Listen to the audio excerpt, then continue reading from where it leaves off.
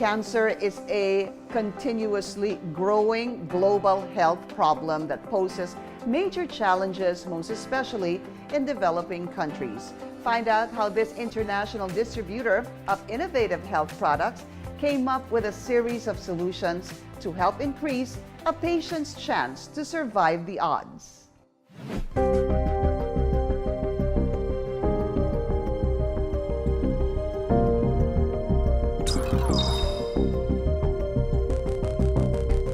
In 2020, the Philippines hit a record of 354,398 prevalent cancer cases within a 5-year period. But because of poor access to health care, especially for people living below the poverty line, the advances and breakthroughs in cancer remain unattainable to many. Cancer refers to a group of diseases that's characterized actually by cell growth, abnormal cell growth and proliferation, inflammation, as well as angiogenesis or formation of new blood vessels. It always starts with mutation in the genome or the genetic makeup of a person inside the cell. Before PPARs, most of my patients, they were unable to finish the chemotherapy regimens because of the side effects and because of discomfort during the process of chemotherapy. Maria's son Dominic was diagnosed with stage 4 rhabdomyosarcoma when he was only 4 years old. While coping with the recovery of her other sick child, Maria found it hard to accept Dominic's condition. It was actually very devastating kasi with Dominic, it was manifested mga 4 years old na siya eh. Unlike dun sa daughter ko na congenital talaga, baby pa lang. Yung mga bandang September, meron ng umuumbok-umbok dito sa leeg niya. Hindi ko talagang iniisip na cancer kaagad siya until nag-nosebleed siya. Dominic was prescribed chemotherapy, but his family insisted to rush to an integrative doctor to seek for alternative cure. Medyo hesitant ako kasi as a mother, I know the side effects ng chemotherapy kasi. So what I did is that I rushed towards the integrative doctor of my daughter, who happened to be PPAR partner doctor of Simply Nature. One of the hardest decisions to make for people living with cancer is choosing the kind of treatment that would work best. To help patients and their families deal with this growing health problem, one company commits to producing safe, credible, and natural health solutions by drawing on the latest bioscience technology to deliver a series of safe, efficient, and natural products. What is Simply Nature and what does it do? Simply Nature is a company we created and founded about 10 years ago. Our mission is to find effective health solutions for people. So we provide natural products that work in combination with conventional therapy and medicine. As an international company that provides natural solutions for cancer, metabolic syndrome, and degenerative diseases, the management upholds a health philosophy that centers on whole food nutrition as the frontier in health management. When we talk about choosing treatment, especially in the area of cancer, patients are really afraid of chemotherapy because of its side effects, and they tend to then look towards natural products. But this is not either conventional or natural choice. At Simply Nature, patients can have the best of both worlds. Our protocols work with conventional chemotherapy to minimize its side effects so that they can get the best treatment using both conventional and natural together. Cancer is like a virus. It continuously evolves, it mutates. So it can develop defenses against our usual treatment modalities like chemotherapy. Like I said, chemotherapy and radiation therapy have a lot of side effects. So more often than not, patients stop their treatment because of these side effects. It's very important to have the support. With the supplements that we give the patients, there will be lesser side effects, so they will be able to finish their chemotherapy protocols more comfortably. This company introduced PPARs, which is touted as one of the best natural ways of solving serious health problems. PPARs stands for peroxisome proliferator activating receptors. It's basically a nuclear receptor found inside the cells. Now, when these receptors are activated, the benefit that you can get from that is, number one, cellular differentiation. Number two, it's to promote fatty acid metabolism. If you have better insulin function, your blood sugar will naturally go down. And another one is to induce cancer cell death by modulating the immune system. As a sole distributor of PPARs, the company promotes its use to many reputable health institutions worldwide and actively organizes corporate health conferences and public health talks in Asia. Simply Nature PPARs is made out of a special strain of these types of microalgae. It is very effective by protecting the bone marrow. We maintain the integrity of the immune system of the patient, which is very important to prevent infections and to fight off the cancer itself. And also, Simply Nature PPARs is also very dense in nutrients so that the patient can recover faster because of better cellular healing. Sabi ko parang na-lead kami to an extraordinary and I must say amazing journey. I'm very proud of him. At a young age na 8 years old, he believed that it's his purpose to siguro encourage other people then. We would like to really pay it forward with the knowledge that there's really like Simply Nature that can help people with cancer very much. When fighting cancer, living healthy is very important because it allows us to pursue what is important to us in life, and that's what it's all about. When we can help a patient move from being bedridden to getting up, to be lucid in thought so that they can have conversations with their loved ones, it gives the whole process of fighting cancer a whole new meaning. And that is what drives us at Simply Nature.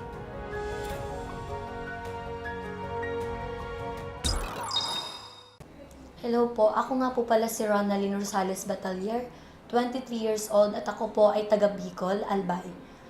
Na-diagnose po ako nung taong 2015, which is ito po yung mixed germ cell tumor sa ovary.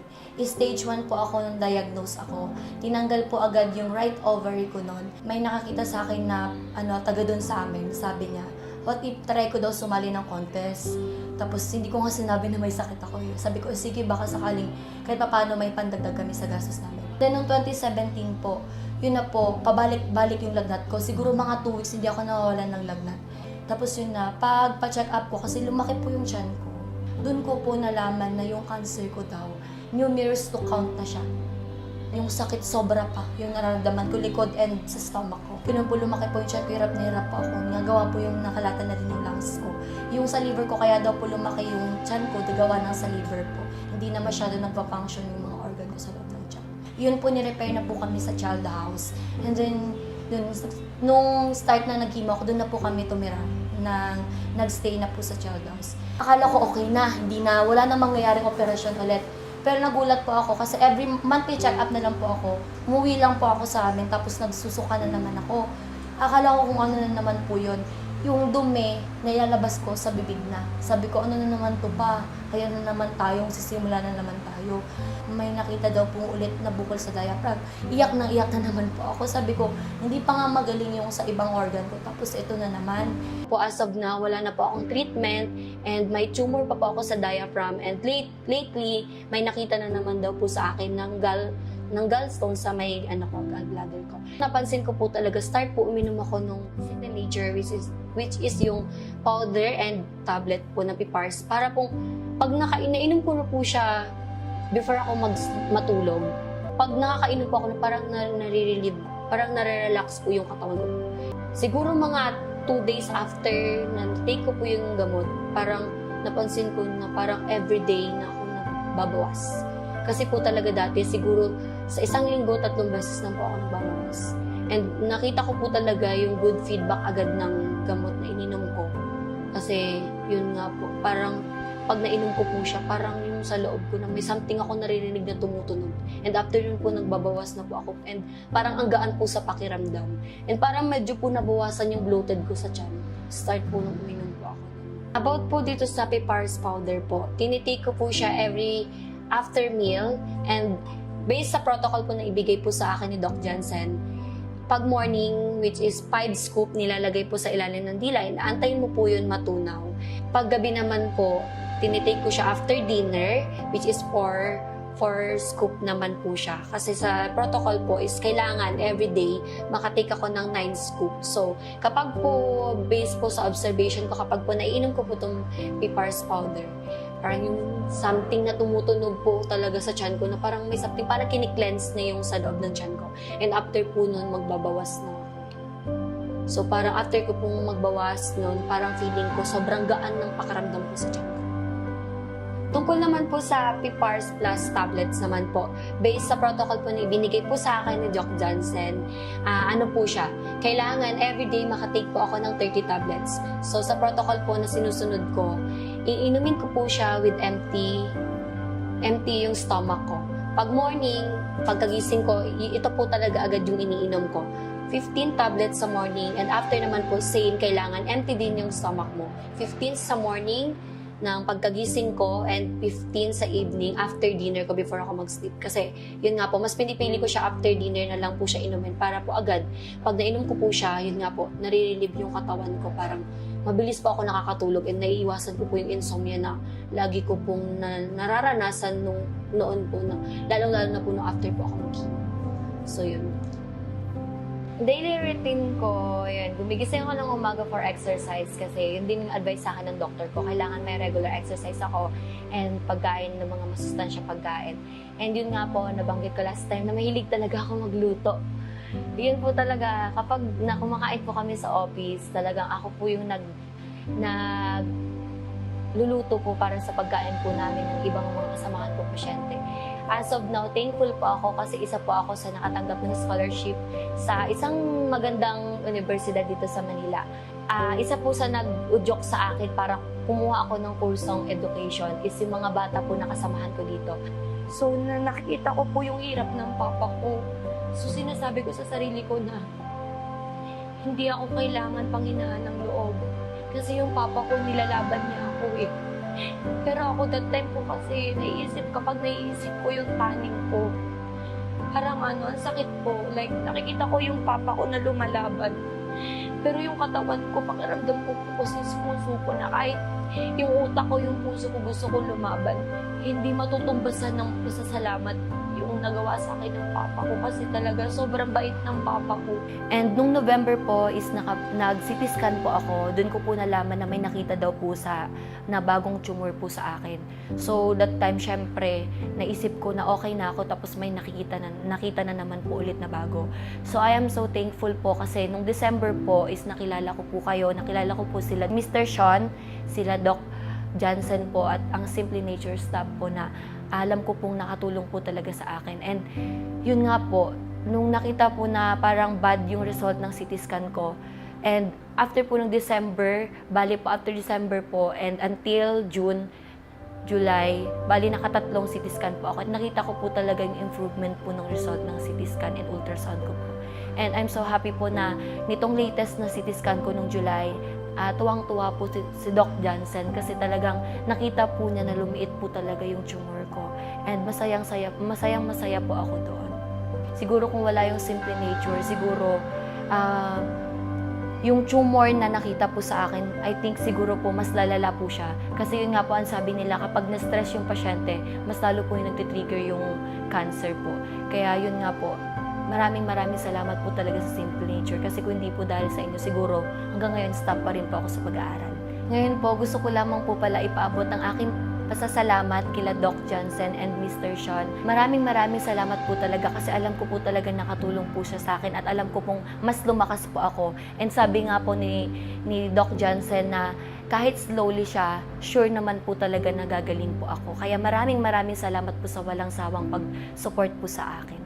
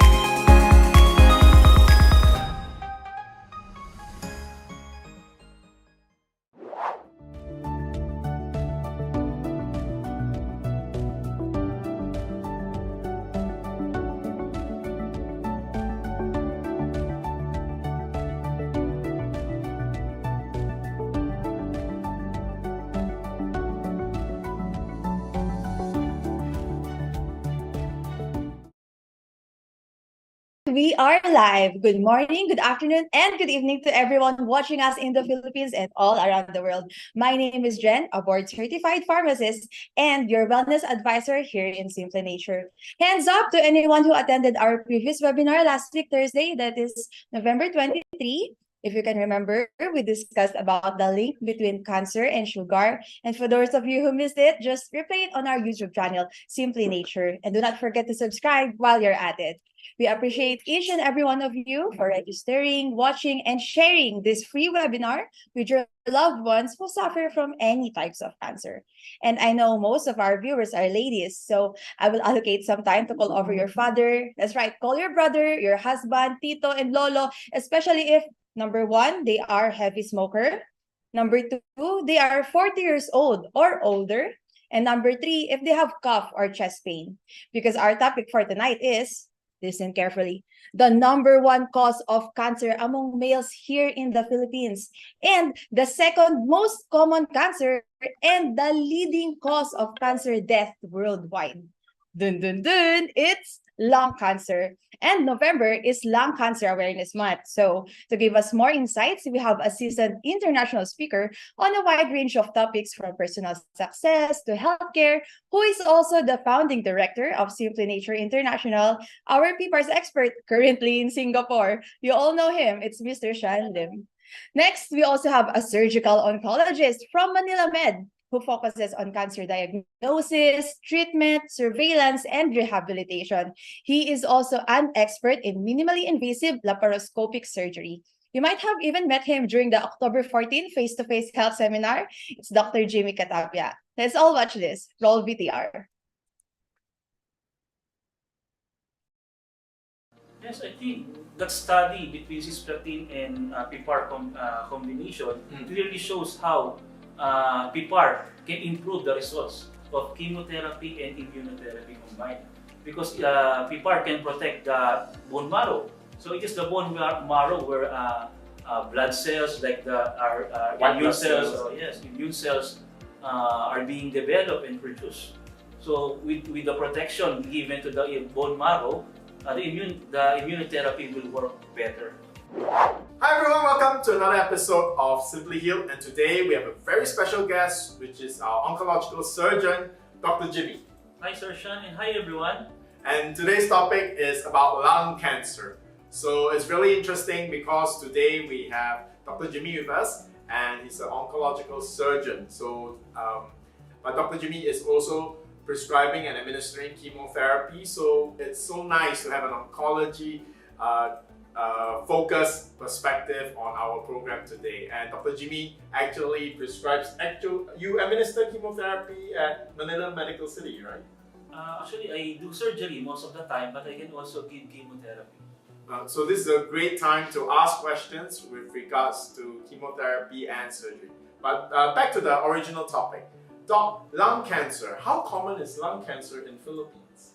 In the Philippines, lung cancer is the number one cause of cancer among males. Among males? Wow, I thought it would be colon or prostate cancer, but lung cancer is very high. And Doc, lung cancer is something to be concerned about. Am I right? Because it's deadly. How deadly is lung cancer actually? Actually, the 5-year survival of lung cancer depends on the histology. We have two types of lung cancer. We have the non-small cell lung cancer and the small cell lung cancer. For the non-small cell lung cancer, the 5-year survival rate is only 26%. Wow, 26%. Yes. But for small cell lung cancer, the 5-year survival rate is lower. It's only 7%. 7%. Those are very difficult odds. So it's so important, Doc, then to discover lung cancer early. Is it easy or difficult to discover lung cancer early? It's actually difficult because most of the time, patient will only have symptoms of hoarseness, a little chest pain, mild chest pain, sometimes a weight loss, or recurring cough. And then those are very like normal symptoms for like flu or even general They will just fatigue. consider it as a flu symptom or sometimes irritation. So they will ignore it. Yes, they will dismiss it as just a simple pulmonary manifestation. Will early stages of lung cancer, like stage 1 and stage 2, where it's more treatable, will it actually appear on, let's say, an X-ray of your lungs? Sometimes, but sometimes it will not. Okay, sometimes it will not. Yes. So it's not a sure way to discover your lung cancer. Because chest X-ray can only detect tumors maybe as big as at least 1 to 2 centimeter. But if it's smaller than that, it will not detect the tumor. So if a tumor if you have lung cancer tumors in your lungs and it's already 1 centimeter, rough gauge, what would you say that stage will be already? It still depends if there's spread to the lymph nodes, the regional lymph nodes, as well as to the other parts of the body. But if it's only the tumor, it's only stage 1. Okay, so there's still a good chance. And one of the common causes of lung cancer is basically air pollution, and the number 1 cause is smoking, Yes. including secondhand smoke. Yes, 80% of lung cancer is related to heavy smoking. The remaining 20% is related to pollution like diesel fumes, secondhand smoke, as well as radon and asbestos. And Dr. Jimmy had advised me earlier, because I'm approaching that age, which is 50, okay? For those who are above 50 years old and you are a heavy smoker, or you've been working in an industry where you really breathe in a lot of these air pollutants, right? Then Dr. Jimmy suggests that you can consider having a CT scan, an annual CT scan. That of course is in combination with if you have some especially if you have symptoms. So again, if you're over 50 years old, you're a heavy smoker, you work in a polluting industry, and you have some of these symptoms, do consider going for more than an X-ray for your regular checkup. You might ask your doctor if you are advisable to go for a CT scan. Right? And if you're not sure and you don't know which doctor to go to, just give us a call, put a note right now, then you can always come and consult Dr. Jimmy, who will be able to help you decide whether you should go for a CT scan, and definitely be ready to help you in any treatment if the scans come out positive. So Doc, when it comes to the treatment of lung cancer, what is the most common treatment? Is surgery even common in lung cancer? There are many treatment modalities for lung cancer. For early stage lung cancer, they can undergo surgery. So for more advanced lung cancers, the treatment options are radiotherapy, chemotherapy. We also have immunotherapy and targeted therapy. And I will also add palliative therapy, especially for those, let's say, very advanced or terminal cases of lung cancer. I think this is important to note that treatment of cancer is also about quality of life. Yeah, and that it's not only just about treating a cancer, and difficult as it may be. Lung cancer is a very aggressive cancer, and sometimes the prognosis is not pleasant. Not pleasant. Am I right? I was under the impression that late stage lung cancer, by the time you see your doctor, and if it's stage 4, 5 to 6 months is not unreasonable.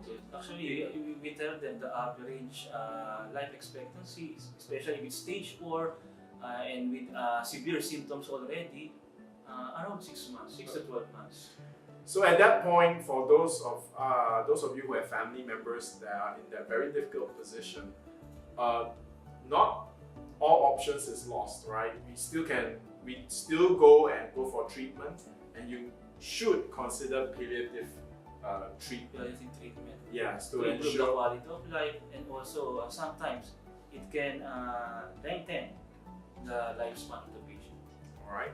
Okay, Doc. Let's go to positive treatment of lung cancer. So chemotherapy. What are the common classes of chemotherapy drugs when used for lung cancer? Okay, the most common chemotherapeutic agent used for lung cancer are the platinum-based agents like cisplatin or carboplatin. But there are also other agents like the toxins and the likes.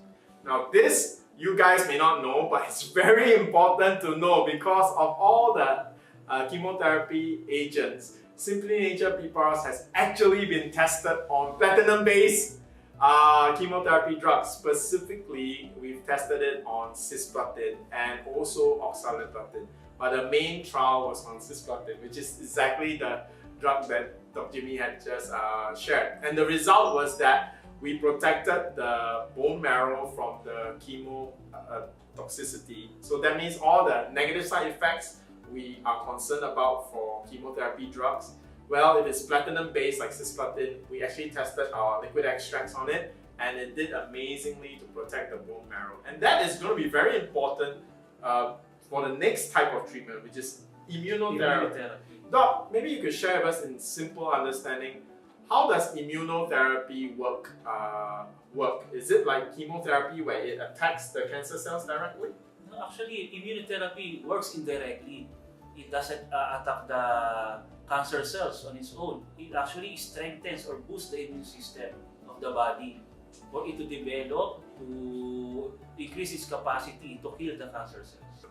Doc, in that case, it's also common that immunotherapy is always, very often combined with chemotherapy. Yes, it can be given together with chemotherapy. So many times we will give chemotherapy first because, okay, if a patient is going for immunotherapy, why would they have to do chemotherapy? Because of the different mechanism of actions.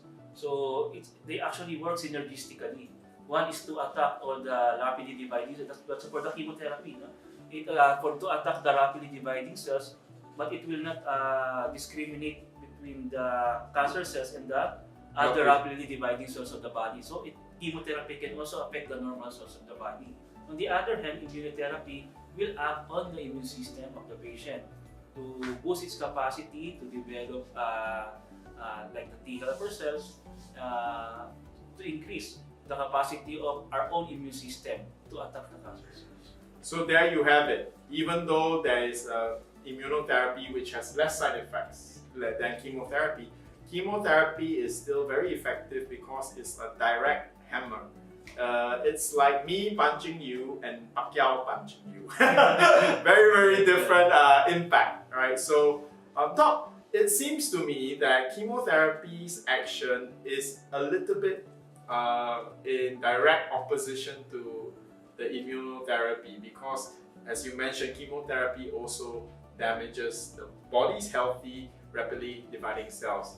So, would you say that Simply Nature PPARs is like a perfect combination, especially for cisplatin, because we actually protect the bone marrow and everything that's important to the immune system, so that when you finish your chemotherapy and you start your immunotherapy, your effect of the immunotherapy will be better because your immune system is intact.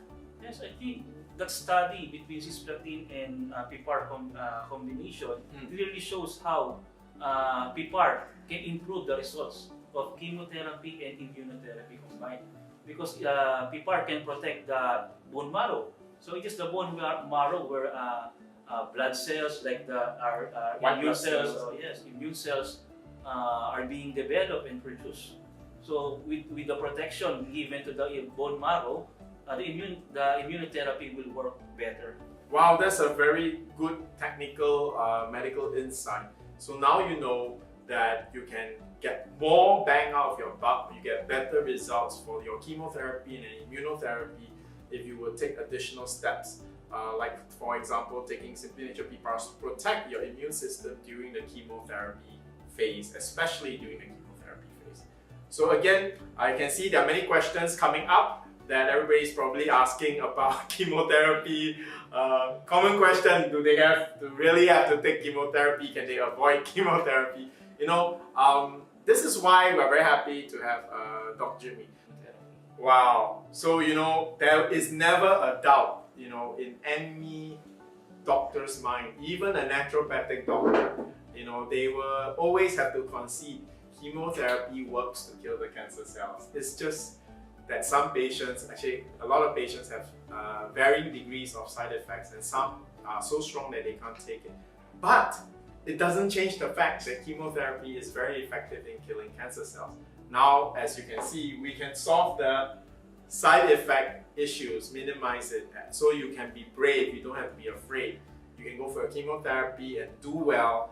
That means that you are the best, most aggressive weapon, I guess, You can use the most aggressive weapon, which is your chemotherapy on your cancer, and still be well, be fine, because there'll be simply nature PPARs to protect you from the side effects. Alright, so I can see, yeah, a lot of questions are coming. So, Doc, any last advice for our viewers out there, especially anything about cancer? Yeah. I think since we're talking about lung cancer, my advice would be for those who are heavy smokers, yes, especially those who are 50 years old and above, if you are feeling any symptoms of prolonged cough, chest pain or chest heaviness, consult a doctor. So you might not know what you have, no? So, and also for those who are also, who you have symptoms, even if you're not 50-year-old, especially if you're exposed to very high pollution areas, you have to consult a doctor so that you can be diagnosed properly and be treated accordingly. So if you're above 50, as Dr. B said, you have some of these symptoms, don't be so casual about it. It can be simply solved by going for a more comprehensive diagnostics like CT scan. Alright, then at least you have a peace of mind. Alright, so with that, let's go to our next segment, which is the Ask Me Anything segment of our program today.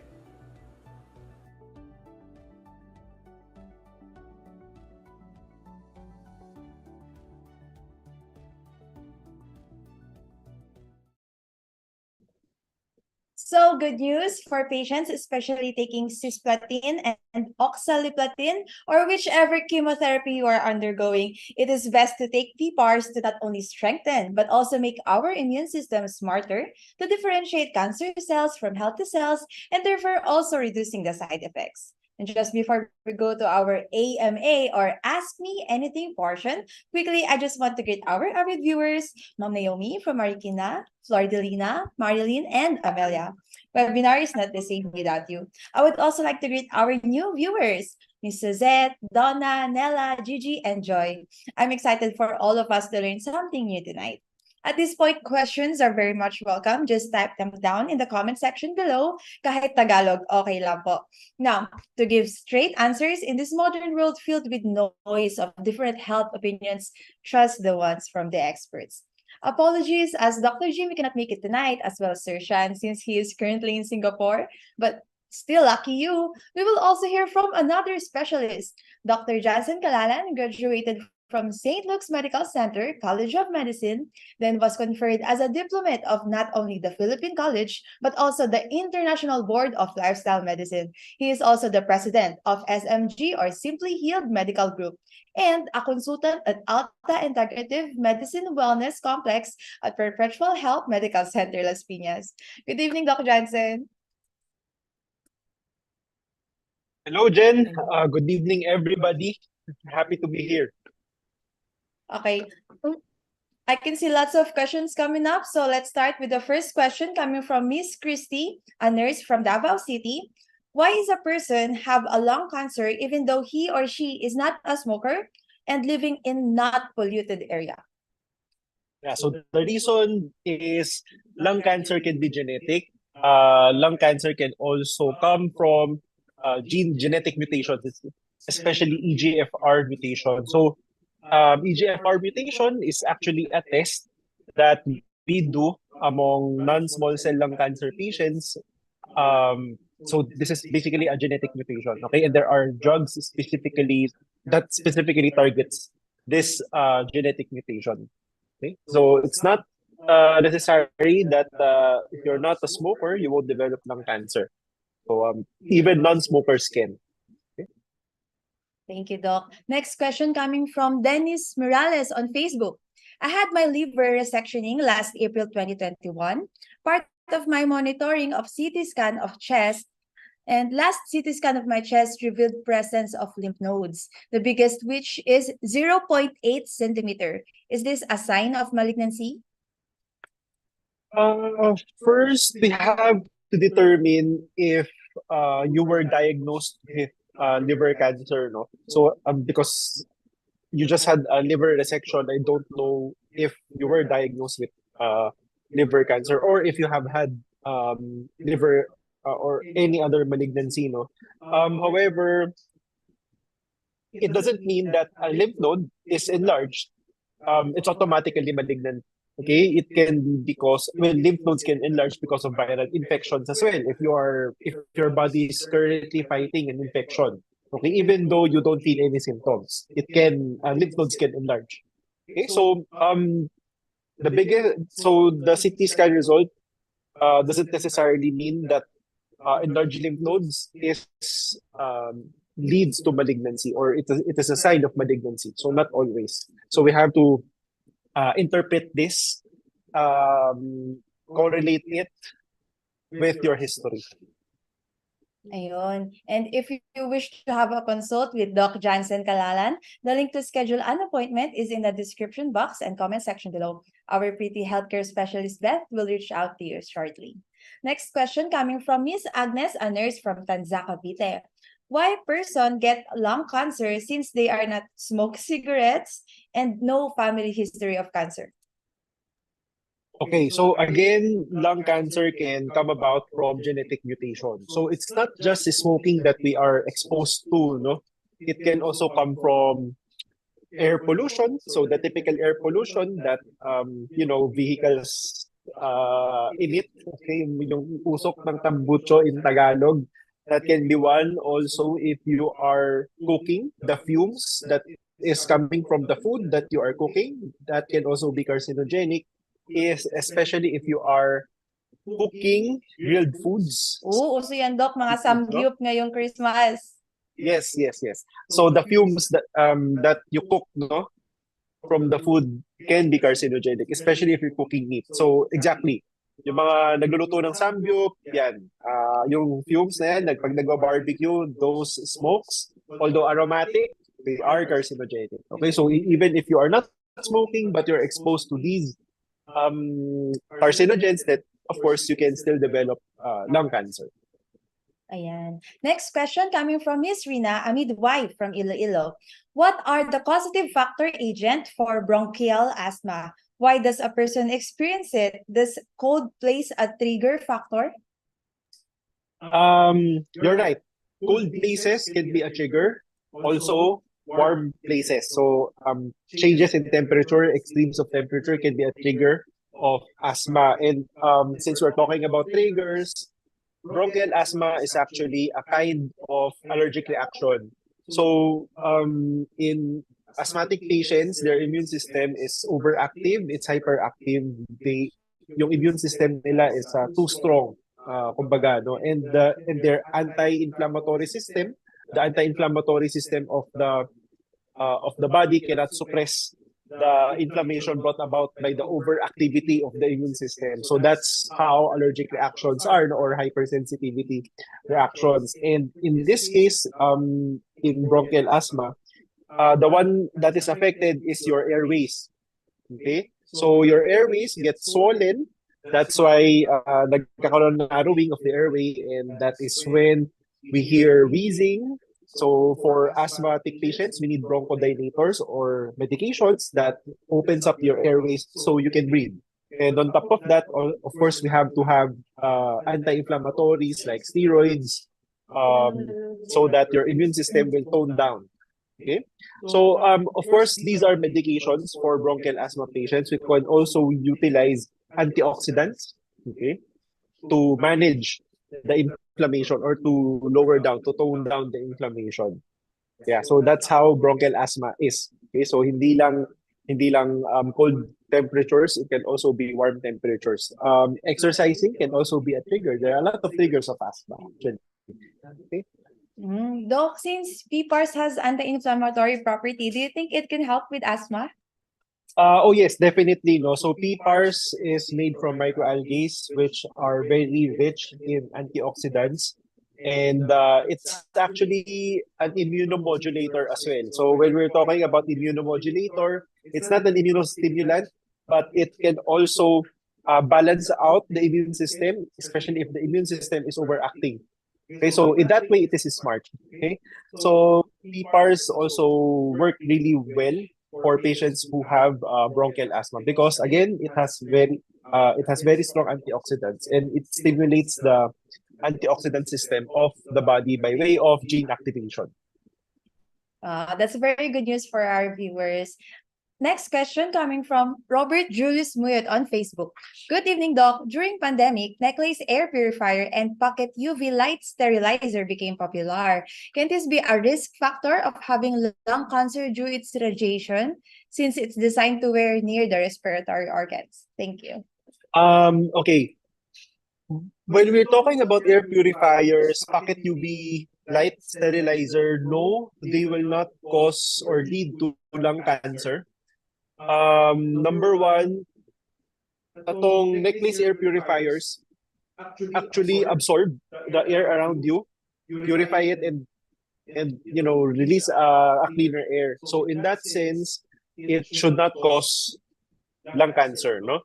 Yung UV light sterilizer, well, we're talking about UV here. So UV light exposure, yes, it is carcinogenic, but not to the lungs. It can be carcinogenic to the skin, okay? Especially if you are exposed to UV light for long periods of time. That's why the sun causes or prolonged exposure or repeated prolonged exposure to sunlight can lead to skin cancer. But for UV light sterilizer, no, it will not lead to lung cancer. Okay? Siguro skin cancer, but again, it depends on how the UV light sterilizer, yung pocket UV light sterilizer was made.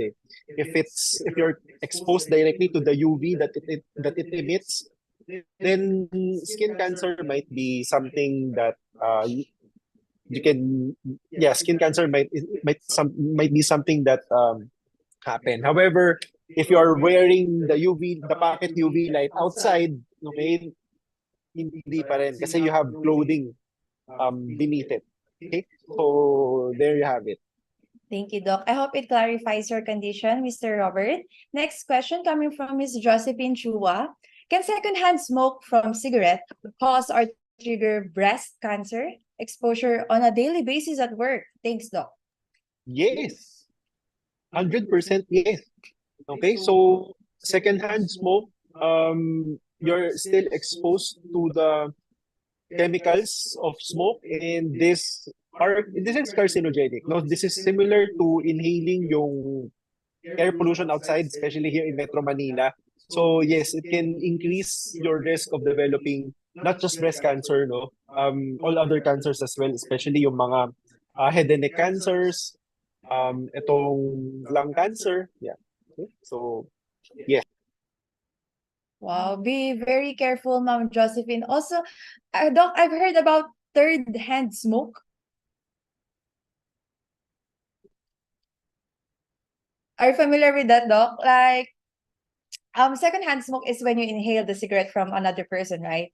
But there's also chances that it goes through the walls, and then when you enter that room, the particles are still around. Yeah, I get what you mean. No? Third-hand smoke, ano yan eh. Say for example, somebody's smoking sa room, no? Then of course, the particulates of the cigarette smoke will stick to the walls. Tapos lalabas ka. Di ba? Lalabas yung smoker. So pagpasok ng tao, maaamoy niya, amoy sigarilyo yung room. So this one is actually quite controversial kasi you're not directly inhaling the smoke. It's just that you are able to smell the particulates, no, yung mga smoke chemicals. My take on this is that yes, for me, it can still lead to lung cancer kasi you are inhaling residues floating. Actually, hindi siya nakadikit sa wall eh. It's still floating in the air inside. That's why you can smell it. Okay. Yes. My answer here is yes, it can increase your risk of developing cancer still. As you are able to inhale yung scent ng cigarette smoke. Yeah. So in that, you're inhaling the carcinogen. That's very dangerous pala. Next question from Ayam Lendoda. Good day. Here is my problem. My phlegm have blood and I'm not sick. There is no pain. I feel beside shortness of breath and if I'm going fast or running. Is this a sign of lung cancer, Doc? It might be, but I have to talk to you. So please schedule a consult so we know what to do we know what to do. Okay? I have to know more about your history to know for sure. Ayun. So again, for those of you who wish to have a consult with Doc Jansen Calalan, the link to schedule an appointment is in the description box and comment section below. Our pretty healthcare specialist vet will reach out to you shortly. Next question coming from Miss Rina, a midwife from Iloilo. What are the causative factor? Ma'am, will PPAR dissolve my nodule on lower right lobe of lung? It depends on what kind of nodule you have. Because nodules can be benign, it can also be malignant. So we have to first know if the nodule is benign or malignant. Next question is, do you have a biopsy for us to know? So we have to know these things before I can answer your question. Thank you, Doc. Next question coming from Miss Rachel Erica, a nurse from Nueva Vizcaya. Is there a possibility to reverse lung cancer? Well, we cannot reverse lung cancer, although we can treat it. However, depending on the stage, okay, if the stage is early, then yes, lung cancer can be curable. Okay, we just have to resect it and make sure you're healthy, your immune system is functioning well. However, the problem here is if lung cancer becomes more advanced. So if lung cancer becomes more advanced, then the survival rate goes down. And the chances of you getting into remission goes down as well if it's more advanced. However, I have seen cases wherein lung cancer is quite advanced already, and still the patient can improve, no? The condition of the patient can improve, tumors can shrink. Okay? So we already have a lot of treatment modalities nowadays, especially for lung cancer. More specifically for those who are EGFR um, who have EGFR mutation. Okay, EGFR mutation positive patients. So we have a group of drugs called tyrosine kinase inhibitors. So these, I don't know, some of you might be familiar with these medications, yung gefitinib, yeah, okay, erlotinib, yan, itong mga medication na to. If you are taking some of these, if you're quite familiar, no, some of them rings a bell, then those are the class of medications used to target EGFR mutation lung cancer patients. Okay, so I am actually taking care of one patient of mine who is EGFR positive, no, who's taking gefitinib. Malaki na improvement niya. However, be careful, no, because although these medications, although quite effective, there are also a lot of side effects. So one side effect would be, of course, your blood counts can go down. So if your body is not strong enough to survive the side effects, then your body can still deteriorate, even if you're taking the medication. Okay, so make sure while you're taking yung mga oncologic protocols, the medications that your oncos are prescribing, you have to make sure that your body is strong enough as well. Okay, but yeah, in that, no, this patient of mine have been improving quite a lot already. So previously, the patient's O2 saturation, yung oxygen saturation niya sa blood, bumabagsak talaga. And the patient cannot walk long distances. Short distance lang, the patient palpitates and the patient cannot tolerate exercise. Now, she can even go up to the third floor by herself already. Okay, so quite amazing. So previously, there are also lymph nodes that we were able to palpate just below her neck, no, over here, over the shoulder, both sides. Now it's gone. Okay, and when I listen to her lungs, to her breathing, previously ang ingay talaga, there are a lot of wheezing, decreased breath sounds. But right now, when I listen to her lungs, clear breath sounds na. So it's a sign of improvement, very significant improvement at that. And if you are listening, I hope you are, no. Next month would be our CT scan, chest CT scan schedule, and all of her doctors, no, kami lahat are quite encouraged by her improvement and result. Actually, inaabangan talaga namin yan, and very excited to see how well she improved. Ayan. So if you're listening po, patient, no? please follow Doc Jansen because this is an unfortunate comment from Miss Amelia. My father died due to lung cancer in spite of his regular follow-up checkup. He continuously followed the required treatment and required regimen. His labs are revealed normal until he suddenly suffered from super fast heartbeat and DOB. He was admitted and died after 11 days of confinement that worsened his conditions. I'm asking his AP why it happened. We are really shocked with his death. Any comments on this, Doc? Um, First of all, I'm really sorry, no, to what happened to your father, Ma'am Amelia. But from the details of your story, I think what happened to him was a pulmonary embolism. Yeah, this is a sign of pulmonary embolism, no, yung fast heartbeat tapos nahihirapang huminga. Pulmonary embolism is a condition that is actually quite common among cancer patients, not just lung cancer patients, no, but all other cancer patients. Kasi cancer patients' blood, no, is quite coagulable, easy to coagulate. Ibig sabihin, blood clots are very easy to form. Okay? So if blood clots are very easy to form and they are sedentary, they are not moving at all, physically inactive, then blood clots can form sa lower extremities. Okay? And when these clots form, that can dislodge and go to your lungs. Kapag pumunta sa lungs yan, that is called pulmonary embolism, and this is what can happen. The patient can suffer sudden difficulty of breathing. Then, of course, since the patient has difficulty of breathing, your heart will beat fast. And since the heart is beating fast, it will come to a point that the heart will get exhausted, hence the cardiac arrest. Okay, so I think this is what happened. No, I think this is what happened. Pulmonary embolism. Thank you, Doc. And since Miss Amelia has a family history of lung cancer, any tips for her for prevention?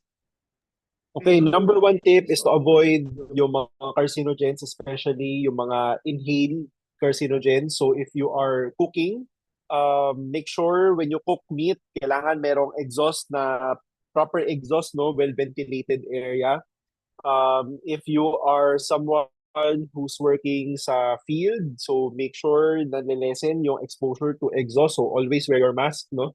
Another one is make sure you are eating very nutritious foods, whole plant foods. Okay, ang kailangan dyan, whole food plant-based diet. Okay, so those are just some tips that I can give you.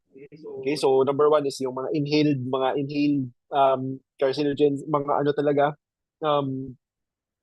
inhalants, mga inhaled irritants, you have to be very careful. Siyempre. Doc, how about sa diagnosis po? The lung cancer diagnosis.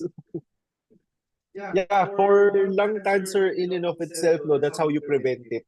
Okay, be careful of the carcinogens, especially yung mga inhaled carcinogens. So, when you go out, syempre kung may family history, make sure you wear mask kasi ang dumi ng hangin natin dito sa Metro Manila. Yeah, if someone in your area is smoking, then yun, ano na lang, adjust. Make sure your windows are closed so walang smoke na napapasok into your house. So that's some tips that you can do. And be careful of when you cook as well kasi yung fumes that comes out from the food that you're cooking can also be carcinogenic, especially if you are frying, grilling. Yeah, it's frying and grilling. Yeah, especially if you use those two methods of cooking. Thank you, Doc. I hope this is very helpful for you, Ma'am Amelia. And I would also like to acknowledge the presence of Miss Janet Koo. Hello po. Next question coming from Mr. Emmanuel. Is it too late or pointless to quit smoking if I already have lung cancer? Oh no, ano pa rin yun? It's still very important for you to quit smoking even if you are already diagnosed with lung cancer. Kasi it's not just lung cancer that it's not just cancer, no, that smoking has that has a bad effect, no, a bad effect on. If you're smoking, you'll develop hypertension as well, heart disease. Your chances of going into a stroke, there's that risk as well. Yeah, allergic reactions can happen as well. So these things, no? So if you continue to smoke, even if you're diagnosed with lung cancer already, probably you'll die earlier. Okay, but once you stop smoking, then chances are, of course, you'll live longer. Ayan ha. So guys, please share this sa mga kakilala nyo na very heavy smoker and mga diagnosed ng hypertension na hindi maawat sa mga paninigarilyo. Next question from Mr. Robert again. Doc Jansen, is there a chance that a lung cancer can be misdiagnosed into a TB disease or vice versa po? Yes, 100% yes. I have encountered ang dami ng patients, no, who are like this. Okay? Remember the patient that I told you a while ago, yung lung cancer patient ko na nag-improve? She was initially treated for tuberculosis. Okay? Tapos, na-realize na lang ng doctor, after 6 months, the patient was not improving, the nodules are still there. That was the time that they did a CT scan, they did a bronchial lavage, then they saw atypical cells that points to malignancy. Okay, so it happens, no? So, now, the presentation of lung cancer and tuberculosis kasi is quite similar. The main symptom of tuberculosis, no, is chronic cough. Cough that doesn't go away for 2 weeks already. And on top of that, you have fever, night sweats, weight loss. So these are symptoms of TB. So once you develop cough for 2 weeks, automatic, the doctor will suspect that you have tuberculosis, especially if you're living in a country or area where tuberculosis is endemic, like the Philippines. Okay, so that's one. Now, when you do an X-ray, what do you see in the X-ray? TB patients, when you do an X-ray, sometimes you see their nodules as well, haziness, okay, which can be suspected or which can be mistaken for, um, yeah, can be mistaken for tuberculosis. Okay, this has also a very similar itsura. Okay, very similar image pattern in X-ray, on X-ray, no, for lung cancer patients. So lung cancer patients have nodules naman. Okay, circular hazy opacities or circular opacities, which can also be mistaken for either lung cancer or TB. So there are overlaps. So for lung cancer, symptoms would include also chronic cough. Lung cancer patients can also expectorate blood. Okay, similar to TB patients. Okay, so now, when a patient comes to a doctor, immediately the doctor will think, okay, this might be TB, this might just be pneumonia. Okay, so the first thing that the doctor will do is to immediately treat you for tuberculosis. However, of course, you have to follow up with the doctor because, of course, on the back at the back of the mind of the doctor, he might be facing lung cancer. Okay, so however, before we are able to determine if it's really lung cancer, more tests should be done. Okay, so you as a patient, you have to be very inquisitive. If you are having chronic cough already, a cough that doesn't go away for 2 weeks now, you have weight loss, okay, and you're suspecting that it might be lung cancer, but it might also be TB, you have to ask your doctor, Doc, you are telling me that I have TB, but what if this is lung cancer? How do we know that it is not lung cancer? Okay, you have to ask those questions to your doctor and don't just take their word take their word for it. Okay, you have to understand what's happening to your body. Okay, so Thank you, Doc. That's very how. exciting. We hope to hear more from this patient on your next case presentation.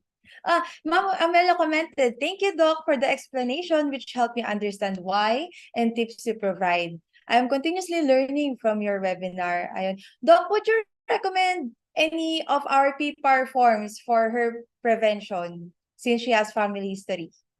Well, since we're just talking about prevention, so just the basic stuff do will do it already, no? So just siguro probably PPAR's tablets, just you can take that. It would be enough. Then just make sure that you are living a very healthy lifestyle. Okay? So just Ayun. focus on. Thank you, Doc. Ma'am Amela, if you have any health concern or questions about PPARs, don't hesitate to reach out to our client service officers. People. And another curious question from Sir Adolfo. Can you survive with one lung or does it regenerate? Okay. Lungs don't. When we resect one part of the lung, it doesn't grow back. It's unlike the liver. So for the liver, if you resect one lobe, the lobe will regrow. Okay. Lungs don't do that. However, we can live with one lung only. But of course, our lung capacity will be reduced by 50%, no? So the amount of physical activity that you can do will also go down. But of course, we can live, no? Definitely we can live a normal life expectancy even if we just have one lung. Ayan, thank you, Doc. Next question po, coming from Sir Jeffrey. Can lung cancer be transmitted via air particles when they cough? No, no, no, no. Okay? Cancer in general, no, is not communicable. So meaning all types of cancer will not be transmitted to one person. Okay? Hindi siya nakakahawa in short, no? It's non-communicable. Okay? Even if the cause of the cancer was a virus. Okay? It doesn't pass on from one person to another. Thank you, Doc. Another question from one of our webinar registrants, Miss Marcelina Malyari. Okay, can PPAR product be taken during cancer treatment? Not all, not all. Okay, so it depends on what cancer treatment that you are undergoing. So, okay, let me explain why not all. Especially chemotherapy. So number one, chemotherapy, how does it kill cancer cells? It kills cancer cells by way of oxidative stress. So it produces a lot of free radicals to kill the cancer cell. Okay, that's how chemotherapy primarily kills cancer cells. Another one is radiation therapy. Radiation therapy works in the same way. Generation of oxidative stress, free radicals, and of course, direct DNA damage by way of the radioactive by way of radiation. So PPARs again is a very strong antioxidant. Okay, so if you take an antioxidant or any vitamins prior to these treatments will eradicate the antioxidant. Okay, it will eradicate the antioxidant. It might not reach the cells. Well, they will. Radiation therapy will reach the cell. Chemotherapy will reach the cells, especially yung cancer cells. However, you won't get the benefit of the antioxidant. It's just that. Okay, so my tip is for you, prior to receiving any oncologic protocols, don't take any antioxidants before. Take your antioxidants after the treatment. Okay, so that's my tip. However, also not all there are some chemotherapeutic drugs, some oncologic protocols where you can take PPAR simultaneously. Okay, these would include targeted therapy. Capecitabine is also one which can be taken together with PPARs. Okay, but the other oncologic protocols, especially chemotherapy, I tend to advise patients not to take them together. Okay, especially prior to receiving the chemo. Ayun nga, nasagot niyo na. A question from Francis Rojas. Is it okay to take PPARS Plus and PPARS powder with capecitabine capsule oral chemo? You just said yes. Okay. Next question coming from Sir Christian. Using e-cigarettes or vape impose lower risk than regular cigarette? Yes, definitely. Vaping is safer compared to tobacco smoke. However, vaping is still not safe. Okay, so it's like it's very similar to. I'll give you a very good example. No, it's like when you're it's like drug addicts, for example. No, so if you take cocaine, cocaine is more dangerous than when you take marijuana. Okay, but both are dangerous, of course. Both can be detrimental to your health. Okay, if you abuse them. Another example would be cocaine and alcohol beverage drinking. So if you're addicted to cocaine, that would be worse compared to when you're addicted to alcohol. Okay, however, both are not good. So it's very similar to that. Smoking, cigarette smoking is bad. Vaping is a little bit better compared to tobacco smoke, but vaping is still bad. Okay, so as much as possible, it would be best if you don't try to, smoke anything.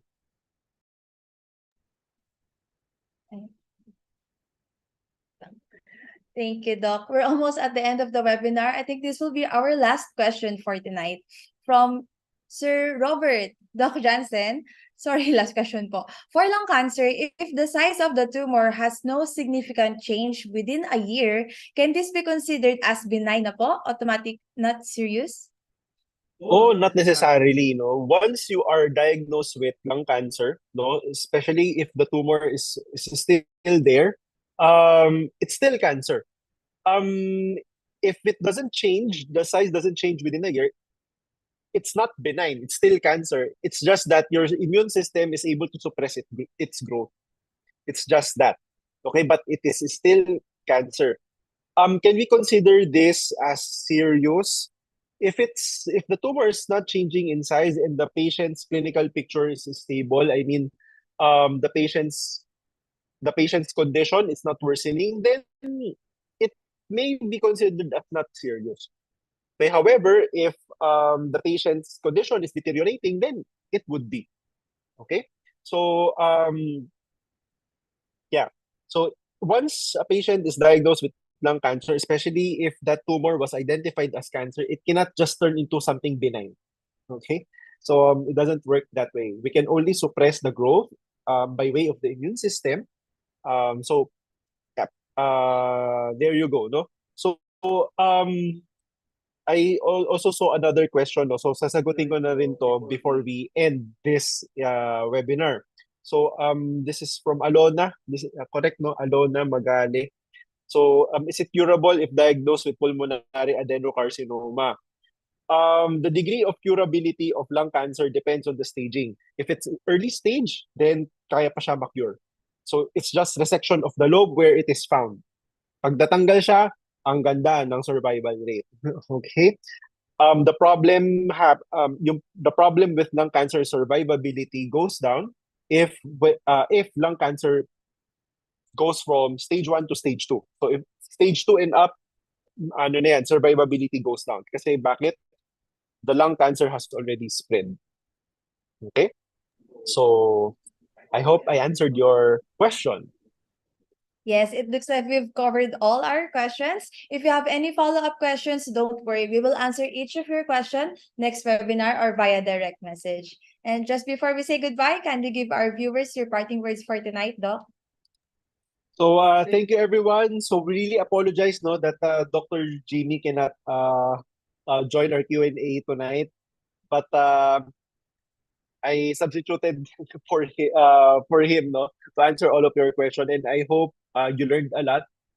We shed some light to the questions that have been bugging you, and if you have more questions about your condition, specific questions, don't hesitate to message. Comment no that you're interested to go for a consult. The staff are all very friendly and accommodating to your requests. Okay, so and also if you see yourself that you are in a situation where it seems that there's nothing further you can do, don't lose hope. There's always something that we can do for you. There's always something that we can do. Probably not to cure the cancer, but to make you more comfortable or to make you feel better. Okay, or just to make you a little bit healthier. Okay, so there you have it. And I hope you get inspired as well by the short story, that by the success, no, the little success that my patient had. Yeah, there you have it. Thank you everyone for listening. Thank you, Doc. We hope to see you all in our future webinars to come. Same day, same time, every Thursday night at 7:30 p.m. Next week, let us warm up to December with recommended plant-based menu for anti-cancer holiday feast. Yes, Christmas is just around the corner, so do not wait for the holiday rush to get the best gift of health. Avail of our Kickstart or Power Pack gift sets for gentle detoxification and immune system boosting through complete nutrition. Guys, atin-atin lang to ha. The management has approved a buy 10, get 1 free for advanced Merry Christmas. And thank you once again for watching the Simply Nature webinar powered by SMG or Simply Healed Medical Group. Because your curiosity about your health condition and your victory over cancer and metabolic diseases is what keeps us going. Here in Simply Nature, we are always with you from start to healing. Thank you, everyone. Good night and God bless you all.